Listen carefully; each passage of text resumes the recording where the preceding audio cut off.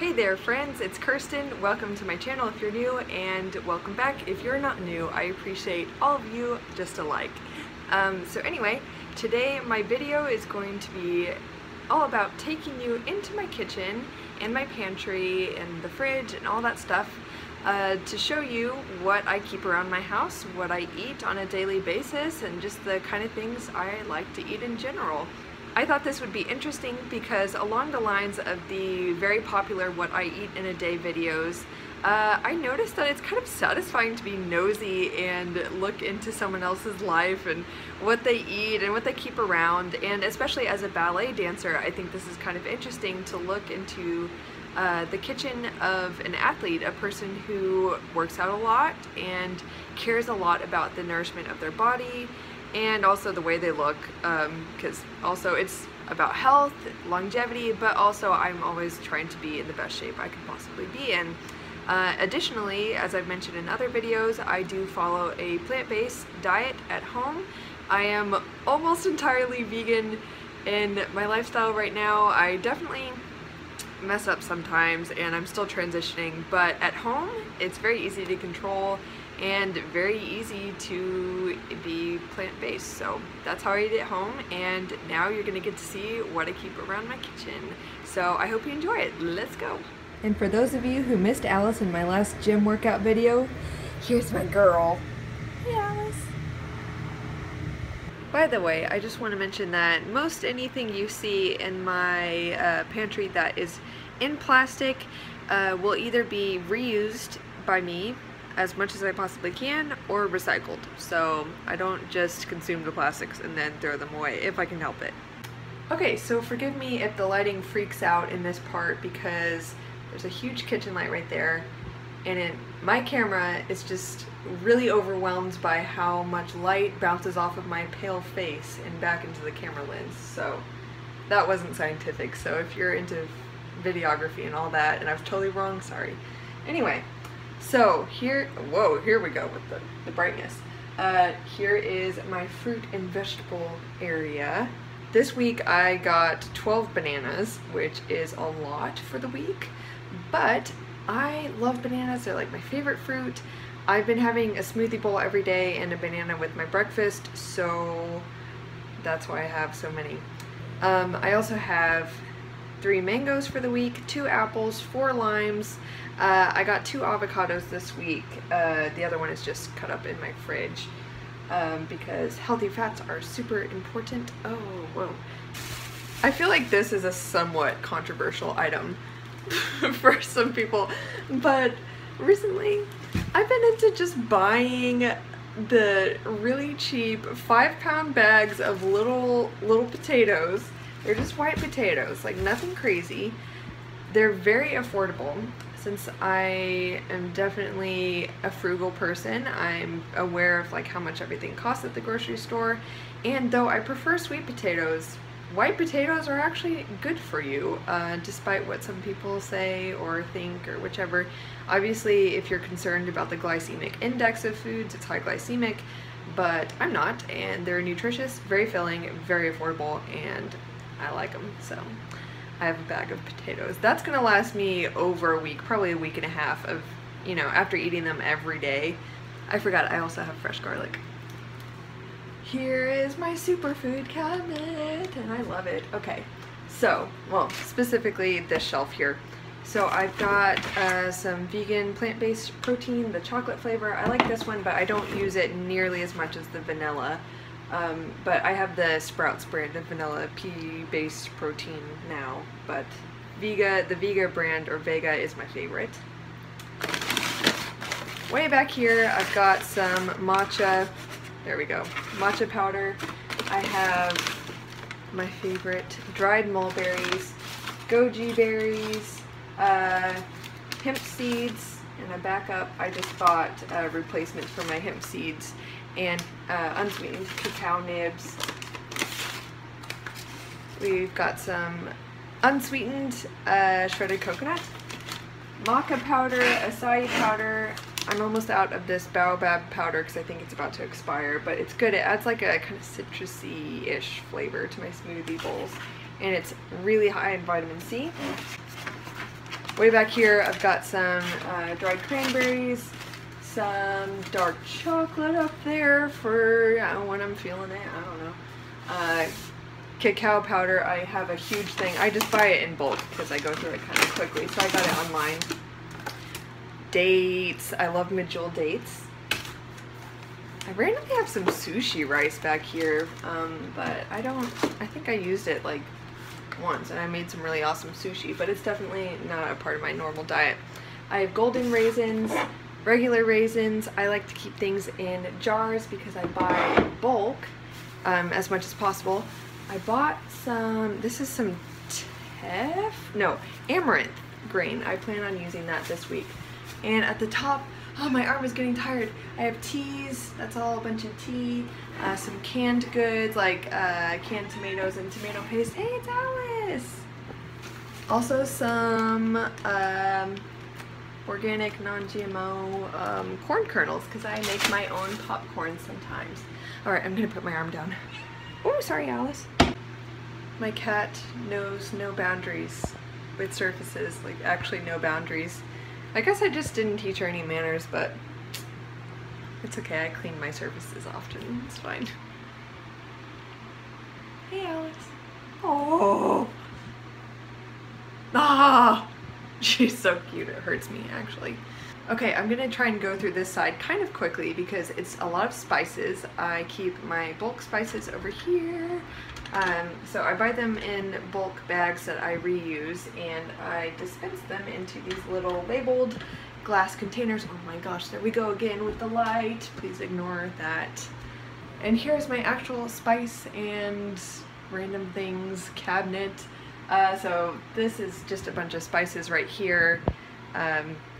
I've built up this collection over a long time because I think having a good spice cabinet is key in creating a variety of dishes and flavors, even when you're using the same ingredients and you want to keep it simple, buying roughly the same fruits and vegetables every week according to what's in season. And even if you get tired of eating them, you can create new flavors by just changing up the spice combinations. So I have all that.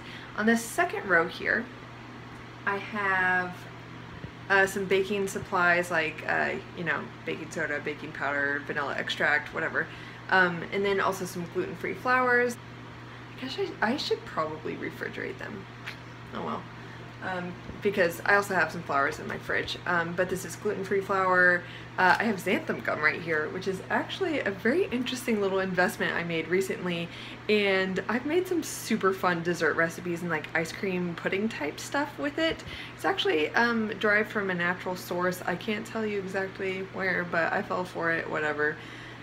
And yeah, you only use a tiny bit of it and it makes really interesting textures out of your ice cream type things. So I like using it to use to make like a low fat kind of ice cream with lower fat coconut milk. I add the xanthan gum and it creates that kind of like rich creamy texture without like a really high fat base. Not saying fats are bad again, but I would rather have a bowl of ice cream than like a tiny half cup serving and you know, get the same amount of calories out of it. You know what I'm saying? You gotta be efficient with it. Alright, my arm is getting really tired, but here's a top shelf. I have my bigger container of vanilla protein. This is the Sprouts brand, like I mentioned. I like the Vega brand for plant-based protein. I really like it because it also has some servings of greens in there and it tastes really good. So anyway, vanilla protein. I've got stevia and coconut sugar, which I like to mix half and half in my coffee just for a little bit of sweetness. I don't use that much. I have some oils up here, so spray coconut oil. I have grapeseed oil up there. Which I like using sparingly, like when I have to use oil in a recipe. When I'm cooking at a high temperature, I like using grapeseed oil because it has a high smoke point, so it's not going to burn. And it actually is a good source of vitamin E, which is pretty cool, so yeah, I like grapeseed oil for that. I have coconut oil there, coconut butter, which I'm trying out. I don't love it, but it's used in some unique recipes, so I'm just experimenting here. got PB2, so powdered peanut butter. I also make my own nut butters because it's so easy and it can be done, zero waste, woohoo! So I have my own almond butter here. Where is it? And then some peanut butter. And for the gluten-free flours, I have the all-purpose gluten-free, well, cornstarch. It's not really used as a flour, but a thickening agent. I have garbanzo bean flour and a couple more in my fridge, so let's go to my fridge. Okay, really fast because I don't want to waste the cold and the energy and all that. I keep some jams and spreads up here, so minced garlic, mustard, that's tahini. I have a backup of tahini back there, some sugar-free jam, apple cider vinegar, tamari, rice wine vinegar, sriracha, Cholula, ketchup, red wine vinegar, coconut aminos, and that is our random, I think it's like, what is this? Oh, a kefir starter. Forgot about that. Whoops, maybe I'll do it one day. Oh my gosh, I forgot this magical condiment was in the bottom. It's liquid smoke, it's vegan, there's my cat, and it makes things taste amazing. Like you can make vegan bacon and stuff with it. It's so cool. Like, as a vegan-ish Texan person, oh my gosh, it's magical for reliving the barbecue days. Alright, so here I've got a bunch of kale, I've got some tofu, I've got some chopped up spinach, I have an aloe leaf, which I use to do some fun like DIY skincare stuff. I've got, I forgot what that's called, but I got it from an Asian market. It's like some fermented leaves of some sort, and it's used as a condiment in Korea. It's so delicious. I have some dried peppers back there, some gochujang, another Korean condiment I got. I'm super into Asian cooking. I have some organic brown miso, some cashews, I have some cat food for me, no just kidding, it's for Alice. Let's see, oh, I put these cakes, rice cakes, actually these are like corn, quinoa, and sesame seed cakes. I got them on Thrive Market. I love stuff like this, rice cakes and stuff like that are my jam. More cashews I need to use up. Leftovers from a jar of coconut milk, half of an onion, oh, more sauces. Hey, I've got barbecue sauce, low sugar barbecue sauce, liquid aminos, that backup of the tahini, brown rice flour, more Asian condiments. Some of them might not be vegan because I got them a long time ago. Pickled ginger, love that stuff. Another coconut milk. I think this is balsamic vinegar, some mirin. Okay, this is overfilled, so some chopped up cauliflower. I just chopped that up. I froze half of it to try it in my smoothie bowls. The rest I'm gonna cook. So that seems gross and unorganized. I'm gonna fix that in a second. I cooked up some zucchini with onion and garlic yesterday. Added that to my little potato dinner. Some homegrown cilantro is a top to it, so I might try and do something with that. Oh, avocados, the rest of that avocado and half a lime I didn't use yet. Some black beans I cooked myself. And, oh my gosh, I'm stressing about how much cold air I'm letting out. More gluten-free flours, so I've got coconut flour. Spelt isn't gluten-free, but I think I have that left over from my sourdough experimentation days. Flaxseed meal, buckwheat flour, almond meal flour, tapioca flour starch stuff. That's pretty much it for that drawer. Then this is my nuts and seeds drawer, so I've got sunflower seeds, peanuts, flax seeds, sliced almonds, pecans, walnuts, and oh, that's some buckwheat groats back there. Okay, we're almost done, guys. Hang in there with me.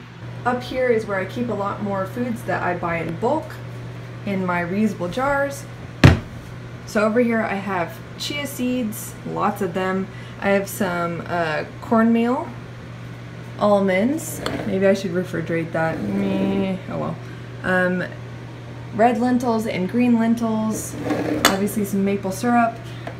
Even though I say I'm vegan at home, I do buy honey. I haven't bought it recently, but every now and then I will buy from this brand because it's sustainably sourced, and they source the honey from wild hives. They don't smoke the bees or anything, and so I do still buy that because I don't have as much of an ethical problem with honey necessarily.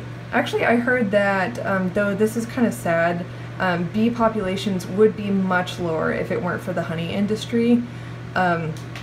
But anyway, I don't want to get too far into that. This is just a pantry video. Anyway, so I have some blackstrap molasses, which is great for getting in some iron, calcium, things like that.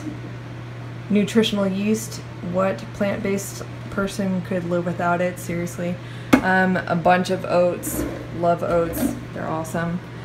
I recently got some textured vegetable protein, which is made out of soy, and I'm just really interested to try some cool recipes with it. I might try and make like some vegan chicken nuggets out of it, because that sounds awesome. Tons of quinoa, again, cat food, and some brown rice, and that's it. Alright, congratulations to you if you made it through this whole video. Bless you if you were fascinated by that. I hope that it was interesting for you, and that maybe you have some inspiration to buy less things in plastic, buy in bulk, use more glass containers, things like that, because it's actually really easy, and then I feel like it's aesthetically pleasing for the kitchen too, you know what I'm saying? Then also maybe it just inspired you to get more fruits and vegetables in your kitchen. Yeah, because that is an awesome way to eat all the fruits and veggies all the time. Anyway, so I'm just going to go ahead and sign off now, and I'll see you guys in my next video. Be sure to subscribe if you'd like to see more videos from me, and let me know what you want to see. I'm always open to suggestions. And check out my Patreon account if you'd like to support my channel financially with a monthly donation, so I can keep making these videos, which you hopefully enjoy. So anyway, I'll see you guys next time. Bye guys.